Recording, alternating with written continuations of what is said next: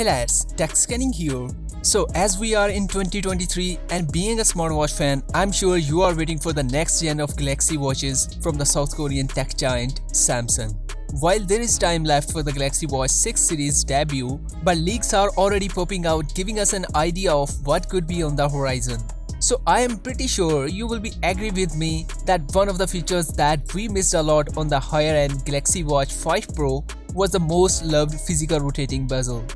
But still, company decided to replace it with a touch bezel on last year's Galaxy Watch 5 Pro. And there is no need to mention why the physical rotating bezel was so amazing. It was so easy to use, no accidental press unlike the crown, especially while working out. And of course, it makes Galaxy watches look unique. However, now, as per the popular South Korean leak store Superorder, the fan favorite physical rotating bezel is finally making its return with the Galaxy Watch 6 series. And I think it's a good time for Samsung to respond what the customers like, especially after the successful entry of the Google Pixel Watch. The tipster also revealed that unlike the Galaxy Watch 5 Pro that was only available in 45mm size, this time both variants of the Galaxy Watch 6 series will come in two different sizes. So 40 and 44mm for Galaxy Watch 6 while 42 and 46mm for Galaxy Watch 6 Pro or a classic variant. So it's a good news for people with a small wrist. Another news that is circulating around the upcoming Galaxy Watch 6 series is the return of the rounded glass.